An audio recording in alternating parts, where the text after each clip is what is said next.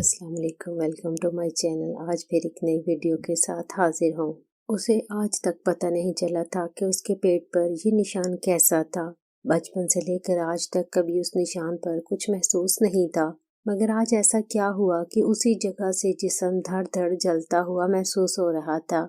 वो फौरन दरियाए नील की तरफ भागी और वहाँ का ठंडा पानी मुट्ठी में भर कर अपने पेट पर फेंका, मगर जाने वो कैसी आग थी कि बुझने को नाम ही नहीं ले रही थी।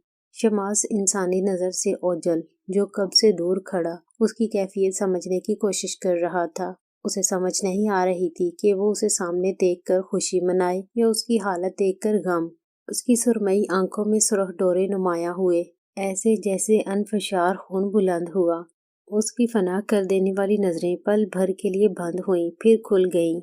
माहा जो पेट पर हाथ रखे तड़प रही थी, पल भर में नॉर्मल हो गई। तुम ठीक हो ना? फारिया ने उसे गहरी सांस लेते हुए देखकर तफक्कर भरे अंदाज में पूछा।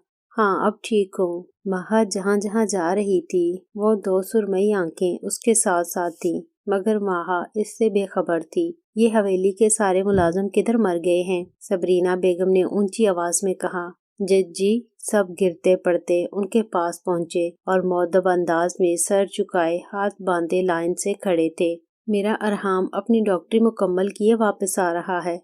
उसके कमरे की अच्छे से सफाई करो, एक एक चीज मुझे चमकती हुई मिले। जरा भी मिट्टी का नजर आया तो तुम सबकी खैर नहीं, वो हुक्मैया अंदाज में बोली। जी, आज तो ये खबर सुनकर सबरीना के लिए ईद का समा था। उसका बस नहीं चल रहा था कि सारी हवेली में चरगा कर देती। शाम ढल चुकी थी, जश्न शुरू हुआ। अरे तुम कहाँ चले? सरदार माजिद चचा ने शहराम को वहां से बाहर निकलते देखकर पूछा। चाचा साईं, बहुत थक गया हूँ, अब हवेली जाकर रेस्ट करना चाहता हूँ। वो पेशानी मसलते हुए बोला। पर ये रक्सो सरूर की महफिल तो तुम्हारे लिए सजाई गई है। चचा साईं, आप लोग एंजॉय करें, मेरे सर में शदीद किस्म का दर्द है। अच्छा चलो ठीक है, तुम जाओ, मैं संभाल लूंगा यहाँ, सरदार वाजिद ने मुस्कुरा कर कहा। शहराम वहाँ से हवेली के लिए निकल गया। शहराम जैसे ही हवेली पहुंचा, सामने सोफे पर बैठकर ऊन से स्वेटर बुनती हुई दिलनशीन नजर आई तो उसके पास आकर उसकी गोद में सर रखे लेट गया। दिलनशीन अचानक उस पड़ने वाली अफ्ताब पर बुखला कर रह गई, मगर जब शहराम पर नजर पड़ी तो सुकून भरा सांस लिया। शाहू बच्चा, ये क्या तरीका हुआ भला? वो ऊन सलाइयां और अध बुना स्वेटर एक तरफ रख कर उसे घूरते हुए बोली। सर दबा देना दिल, सच में बहुत दर्द है। वो आहिस्ता आवाज में बोला। क्या हुआ शाहू, बुखार तो नहीं? दिलनशीन ने उसकी पेशानी को छूकर पूछा। बस सर में दर्द है, आज सुबह से इतने लोगों से मिला, उनके मसाइल सुने, इतना काम किया। वो अपनी दर्द भरी दास्तान सुनाने लगा। दिलनशीन हमदर्दी से उसे देखने लगी। ओ, मेरे बच्चे ने इतना काम किया। वो उसका सर दबाते हुए प्यार भरे अंदाज में बोली। मेडिसिन ला दूं? नहीं, आपके ये हाथ ही मेरी मेडिसिन है, दबाएं ना, सुकून मिल रहा है। वो वापस उसका नरम हाथ अपनी पेशानी पर रखे हुए अपनी आंखें बंद कर गया।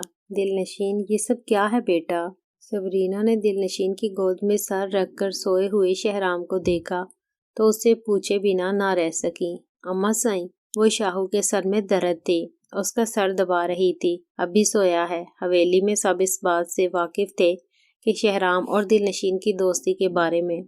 दिलनशीन बेटा, अब शहराम बड़ा हो गया है और एक दिन तुम भी अपने घर चली जाओगी। इसे अपना इतना आदी मत बनाओ कि वो तुमसे दूर ना हो सके। यही तुम दोनों के लिए बेहतर है। तुम्हारे मामू हैं ना फिरोज, मेरे भाई साहब, उनका बेटा है साइम, बहुत ही अच्छा लड़का है। भाई ने उसके रिश्ते के लिए मुझसे बात की थी तुम्हारे लिए। कुछ दिनों में वो लोग बाकायदा तौर पर तुम्हारा रिश्ता लाएंगे। तुम्हें पहले से बताने का मकसद यही है कि अपने जहन को तैयार कर लो। जी अम्मा साईं, वो सर झुकाए हुए बोली। शहराम के सर के नीचे कुशन रख दो और तुम जाओ अपने कमरे में, रात बहुत हो गई है। जी अच्छा। उसने सबरीना की बात सुनकर उनके हुक्म की तामील की। तमाम लोग वहाँ जश्न में मौजूद थे। मुआज भी वहाँ पहुँच चुका था, मगर जरा एक तरफ होकर खामोश बैठा हुआ था। उसे इस माहौल से सख्त गेन महसूस हो रही थी। तमाम लोग वहाँ जश्न में मौजूद थे। मुआज भी वहाँ पहुँच चुका था, मगर ज़ारा एक तरफ होकर खामोश बैठा हुआ था। सब लोग शराब के नशे में चूर वहाँ नाचती हुई रकासा के रक्स से लुत्फानंदोज हो रहे थे। वहाँ की एक कामे की बेटी जो शायद अनजाने में उधरा निकली थी, اسے دیکھ سردار واجد کا ٹھڑک پن جاگ پڑا۔ وہ جو رقاصہ کے ساتھ میں پیتے ہوئے جھوم رہا تھا، اس نو عمر لڑکی کا ہاتھ پکڑ کر درمیان میں لایا اور اسے بھی ڈانس کرنے پر مجبور کرنے لگا۔ معاذ جو پہلے ہی اس ماحول سے متنفر ہو کر بے دلی سے بیٹھا ہوا تھا، سردار واجد کی حرکت دیکھ اشتعال انگیزی سے اپنی جگہ سے اٹھا اور اس کے پاس آیا۔ خبردار، جو اس لڑکی کو چھوا بھی تو جانے دو اسے۔ معاذ نے سردار واجد کا ہاتھ پکڑ کر اس کے ہاتھ سے اس لڑکی کے بازو آزاد کروائی۔ تو روکے گا مجھے؟ وہ آئبرو اچکا کر رعونت آمیز انداز میں بولا۔ میرے سامنے تو اس رقاصہ کا بھی ہاتھ نہیں پکڑ سکتا جو ایسے کام کرتی ہے، یہ لڑکی تو دور کی بات۔ معاذ چیلنجنگ انداز میں دہاڑا۔ تو کل کا بچہ آیا مجھے پاٹ پڑھانے، ابھی نکالتا ہوں تیری اکڑ۔ سردار واجد اس پر چپٹا تو معاذ کا بھی ہاتھ اٹھ گیا۔ وہ پل بھر میں ایک دوسرے سے گتھم گتا ہو گئے۔ سب نے بیچ بچاؤ کیے، انہیں چھڑوایا، مگر سردار واجد اپنی ضد پر قائم تھا۔ وہ اس لڑکی کا ہاتھ کھینچ کر اسے زمین پر گراتے ہوئے اس پر جھکا۔ تیرے کیا، ساری دنیا کے سامنے وہ کروں گا جو میں چاہتا ہوں، وہ تنفر زدہ آواز میں بولا۔ معاذ کی حد یہاں تک ہی تھی، اس نے سردار واجد کے گن مین سے ہی گن کھینچ کر واجد پر فائر کیا۔ دہاڑ کی آواز گونجی تو ہر طرف بھگدڑ مچ گئی۔ چیخو پکار اور فائر کی آواز پاس موجود حویلی تک پہنچی تو اس کا بڑا گیٹ کھل گیا اور گاڑیاں تیز رفتاری سے باہر نکلیں۔ کچھ دیر بعد جب سردار واجد کی لاش حویلی میں آئی تو آپ و بقا کا کوہرام مچ گیا۔ ہر آنکھ اشکبار تھی۔ اپنے بیٹے کی لاش دیکھ کر جلال الدین کے دل میں انتقام کی ایک شدید لہر دوڑ گئی۔ انہیں اپنے ضبط کی تنابیں ٹوٹتی ہوئی محسوس ہوئیں۔ آج جرگہ بیٹھنا تھا۔ اس انہونے واقعے کو لے کر سارے گوٹ کے سردار وہاں موجود تھے۔ عینی شاہدین نے سارا واقعہ من و ان سنا ڈالا۔ سب نے معاذ کے خلاف گواہی دی اور بتایا کہ گولی معاذ نے چلائی، جس کی صورت میں سردار واجد کی جان چلی گئی۔ سردار جلال الدین عالم تیش سے معاذ اور اس کے والد سردار جعفری کو دیکھ رہے تھے، ایسے جیسے انہیں کچا چبا جانے کا ارادہ ہو۔ آخر کو ان کے بیٹے کے قاتل تھے وہ۔ سردار جلال الدین، حتمی فیصلہ تو آپ کا ہی ہوگا، ایک بزرگ نے کہا۔ دل ہے اپنے بیٹے کے قاتل کا قتل کر دوں، وہ دانت پیس کر ہلکی آواز میں بولے، مگر ساتھ بیٹھے ہوئے سردار شہرام نے ان کی بات سن لی۔ شہرام نے ان کے ہاتھ پر اپنا ہاتھ رکھ کے کہا، دادا سائیں آرام سے، آپ کا ایک غلط فیصلہ سارے گوٹ میں ہمیں سمجھ گیا، وہ ہلکی آواز میں بولے۔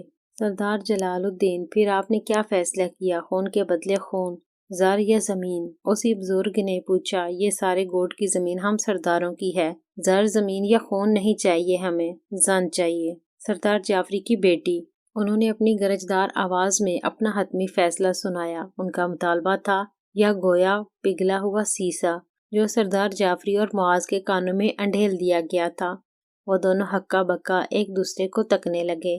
فجر، معاذ کی جانے عزیز بہن اور جعفری کی چہیتی بیٹی، سردار جعفری نے سردار جلال الدین کی طرف دیکھا، جن کی آنکھوں میں اپنی بات سے پیچھے نہ ہٹنے کا عزم و جنون تھا۔